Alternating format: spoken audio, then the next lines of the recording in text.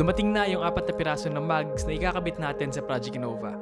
Para sa mga hindi nakakaalam, ito yung 4 na pirasong mugs na nakuha ko sa scrap dito sa pinagkatrabuhan ko sa Japan. At dito sa mugs na to nagsimula ang pinakamalaking automotive project na gagawin ko sa buong buhay ko. Ang gulong at ang mugs ay ilan sa mga pinakamahalagang modifications na pwede mong gawin sa sasakyan. Hindi lang nito binabago yung itsura ng sasakyan mo, binibigyan din nito ng sariling uniqueness at identity yung sasakyan. Kaya pagdating sa pagpili ng mugs, ito yung isa sa mga desisyon na kailangan mong pag-isipan ng mabuti.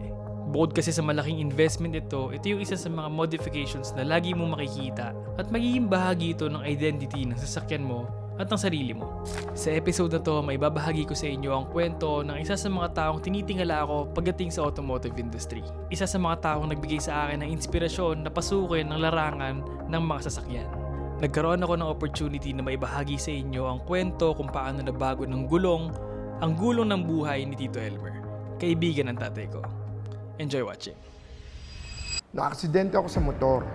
Nagkaroon ako ng damage sa lungs. Naging mahirap para sa akin yung manatili sa planta. It was a blessing in disguise, no, na pinagbawal sa akin ng doktor. Nung malaman ng manager namin o nung may-ari ng planta, which is very close kasi kami, bakit hindi ka nalang magtinda ng mag wheels? Napaisip ako. So doon nabuksan yung opportunity, no? O nga, no? Pero saan ko gagawin? So kada bibili sila ng bagong sasakyan, dadalhin nila sa shop ko. Hindi na nila tinitignan kung magandang shop ba yan, no? Nagkataon na meron ako nung hinahanap nila.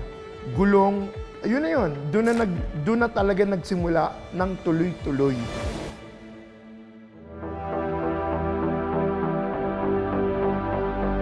Ako nga pala si Elmer, no? Father of 4. Sa ngayon, nandito tayo sa pinakabago naming shop na Comet Prime Auto Care Center.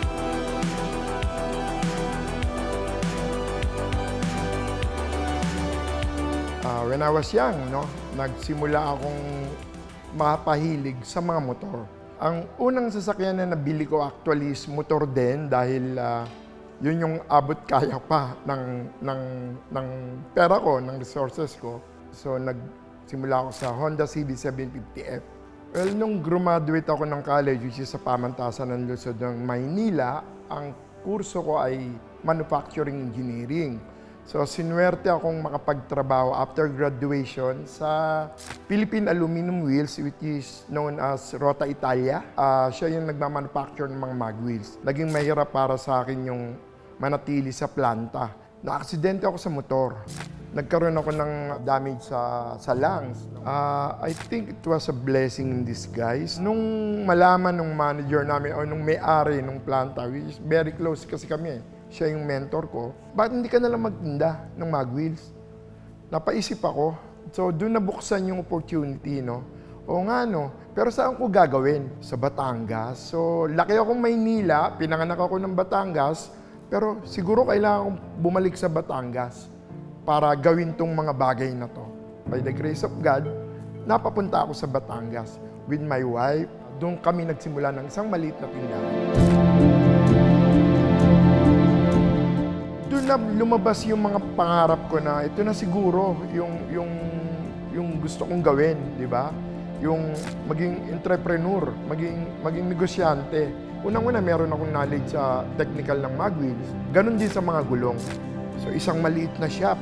May dalawa akong pinsan, trinain ko para maging tireman. So, ako na rin yung unang-unang tireman na gumanap doon sa shop.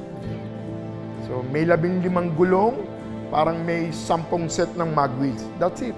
100 kilometer away sa Maynila. Parang ano ba ang kultura dito?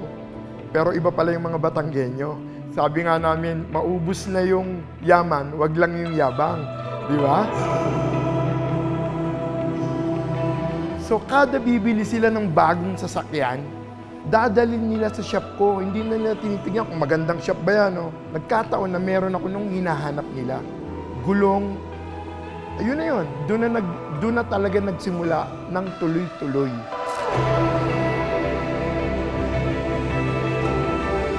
Hindi ako tumigil ng gumawa ng pangarap doon sa shop na meron ako. Kasi nakikita ko yung kakulangan lagi. So, bakit ganon? Bakit laging parang nakikita ko yung ibang shop, mga kasa, ang gaganda. Bakit hindi namin magawa to?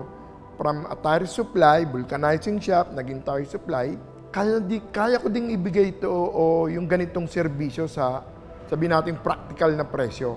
Doon na nabuo yung konsepto na dapat ganito, ano yung kulang namin. So, yun nga, lumalaki na yung anak ko habang nagninegosyo, lumalaki rin sila sa tindahan. So, alam nila yung pasikot-sikot. So, naging katulong namin sila, naging kaagapay namin yung mga bata. Habang nag-aaral, nagbabantay sila ng shop. Parang sari-sari store lang. Kung hindi man sila makapagbenta, at least may tao sa shop.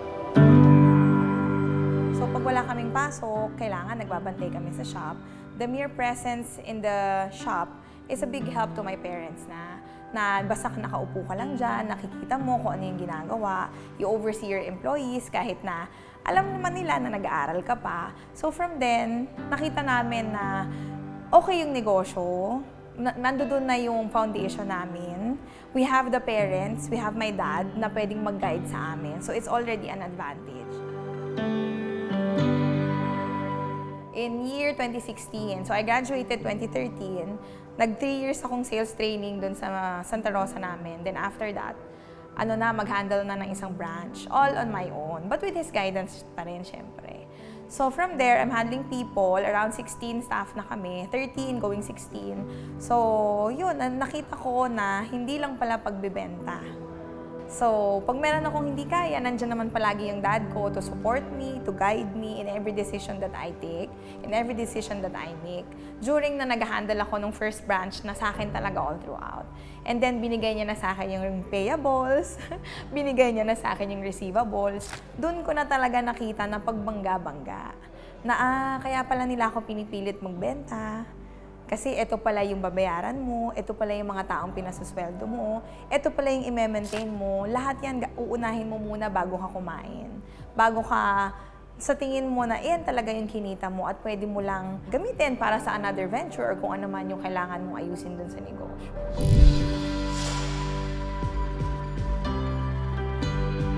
So, naramdaman ko na kapag pala ginagawa mo ng tama and iisa yung goal mo na hindi ka nang luloko ng client, so sinasabi mo talaga kung ano yung nakita ng technician, show and tell, ipakita mo. Sometimes we send photos pa pag wala yung clients dun eh.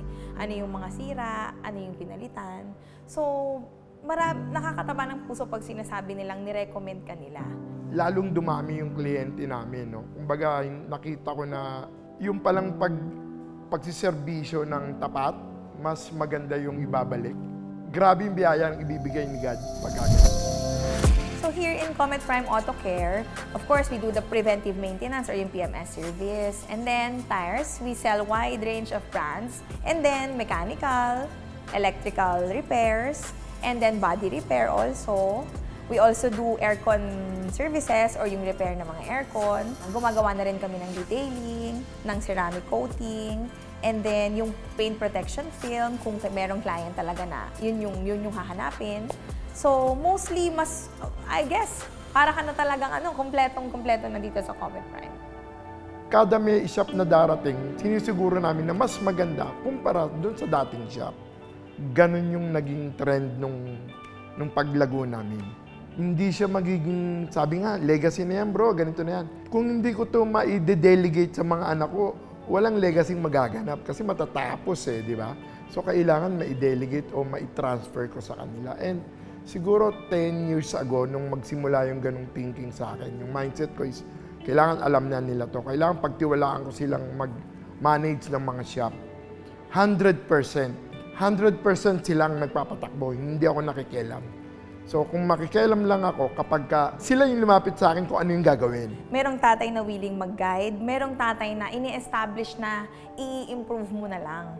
So with that, I know I am very, very lucky. A big, big thank you. Kasi this opportunity doesn't just come by. Laging sinasabi ng first generation na nakakasama namin sa mga incentive trips, swerte yung parents namin because kaming second generation are willing to take over.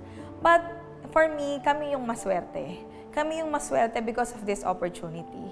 Hindi naman ako perfect, hindi naman ako nag-aral lang ako, 'di ba? I graduated and then nakita niya yung potential ko. So, yun yung malaki kong pinagpapasalamat. Only in God's time, not mine, not yours. only in God's time. So natutupad naman yung mga pangarap. Pinupulso ko talaga, hindi ako tumitigil. Kaya yung mga anak ko, pa, pahinga ka na, pa, ganito. No, nak, kaya pa natin yan. Kasi wala namang dahilan para tumigil eh. Wala naman talaga.